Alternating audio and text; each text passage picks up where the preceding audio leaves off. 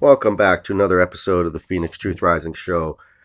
This is the Spaceman 2.0, here to help you grow in the knowledge and the wisdom of truth and how what's going on in the world and the real taking places of what's behind the scenes with the world's elite. So, with that being said, this is part 12 of From Here to Armageddon, finishing off chapter 6.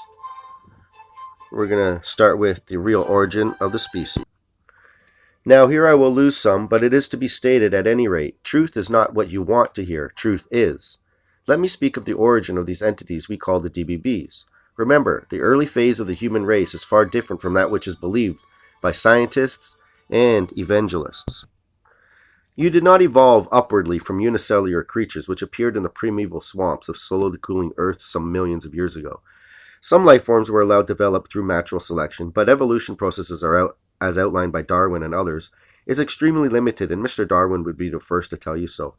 Pay attention, almost all the life forms that are evolved through natural selection from unicellular creatures are now extinct, and those that have continued to be present are mainly of the lizard variety, all being cold-blooded creatures of relatively simple metabolism with no prospect of ever evolving into forms capable of emotional or mental experiences of man. Warm-blooded life forms on your planet were seeded onto the surface of the planet and originate in other parts of the galaxy or cosmos. Often specimens were deliberately brought to Earth in vehicles and left to procreate on their own. This was the case for most of the early root races of man, although in at least one case a root race was developed on the Earth itself by genetic engineers who were from another star system, using certain techniques now recognized by man and called cloning. Sound familiar? It is necessary to know truth of origin of man to fully understand the subject matter. You must know that man has been the recipient of many additions and inputs from other levels and other parts of this galaxy. Acquisition of the soul.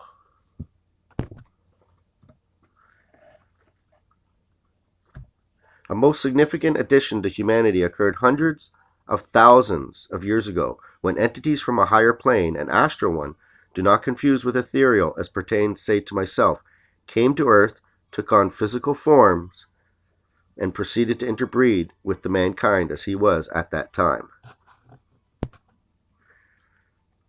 As a result of this miscongeniation between the groups, a number of mutations occurred in the offspring, as will always occur with crossbreeding of species, sometimes giving rise to creatures which would be looked upon now as quite fantastic.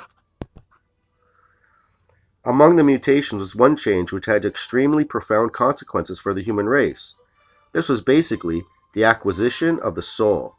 Further, until the addition of this interesting phenomena, the human grouping did not express or experience death. This too will seem quite without credibility to many readers hereof. However, it may help to understand that mankind did not have the same dense corporeality as the animals did and still do. It was not necessary to go through an aging process similar to that which man now knows, because the bodies were capable of deriving from the ambience itself all the necessary energies to sustain life indefinitely. This was aided at that time by the presence of an inert gas known as xenon in the atmosphere of the Earth at that time. This amounted to some 3% of the total. The rejuvenation of all bodies was also made possible by the fact that the human race was not then subject to the many negative emotional states which are now common. Unknown to man were self-interest and or pity, hatred, greed, anger, remorse. They simply were unknown emotions. The damage done to bodies in this present time is incalculable. Man now sets about his own demise through these very emotional aspects. Humanity has blinded itself to the truth of this fact.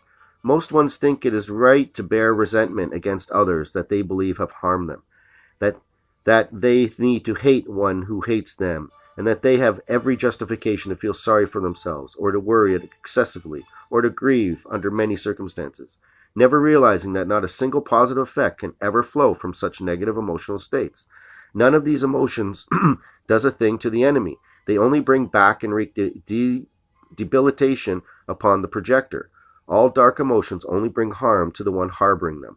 None produce any positive result whatsoever. A quality sought by all entities through the experience of incarnation on the physical plane is the ability to exist apart from any need for a body. This ability was not possessed by individual human beings at the epoch in discussion.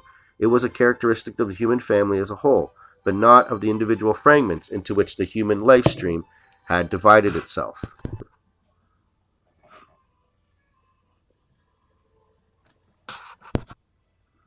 In an analogous sense, the first effect of the freezing of individual human fragments was to make them emotionally colder towards each other. The warmth of emotional affection and love would have promoted a melting of the now more rigid selfness of each individual, and therefore this had to be avoided until a stronger cast of individuality could be molded.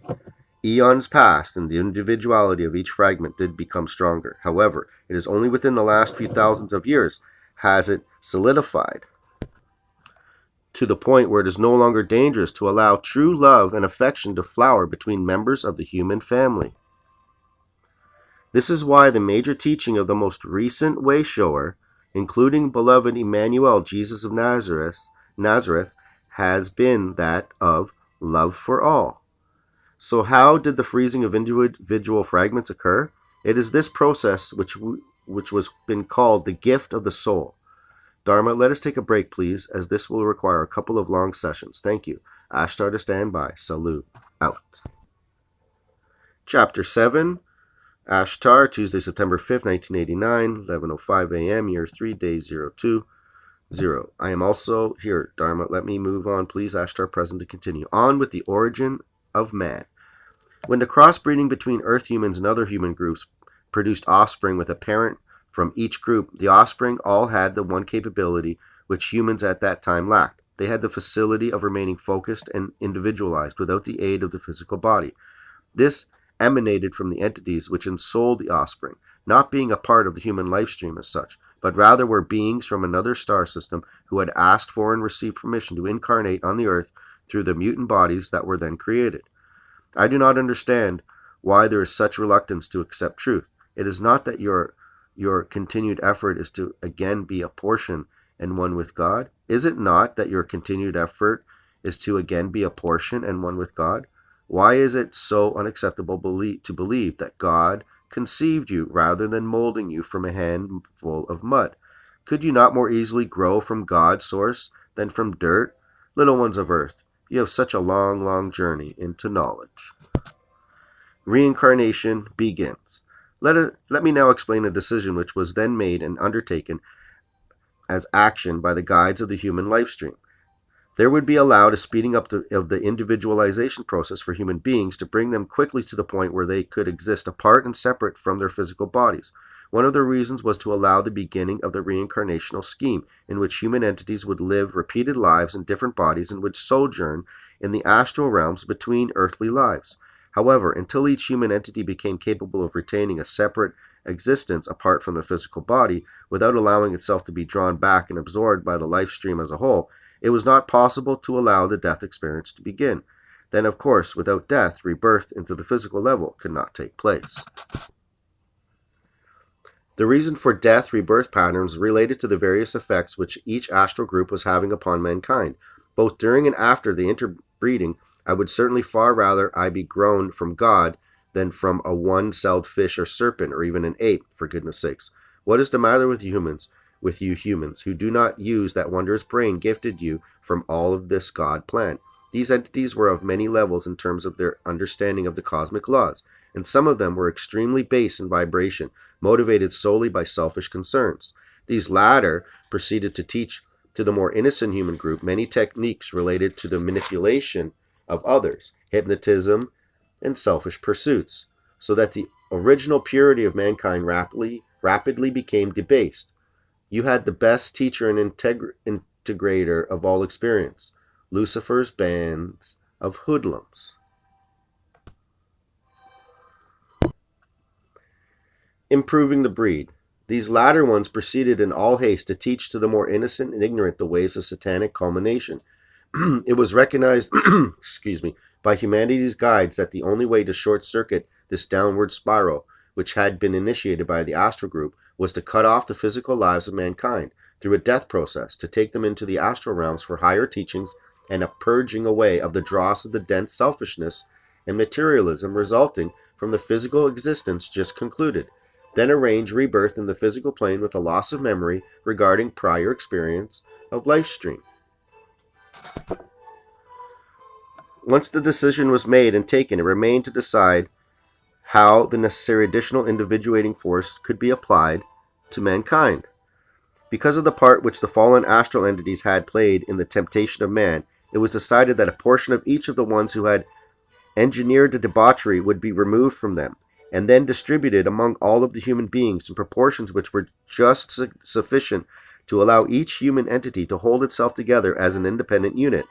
Although this distribution did succeed in bolstering the self-picture of humans to the necessary degree, it also had a negative effect by incorporating into each human being a small part of the one of the fallen beings.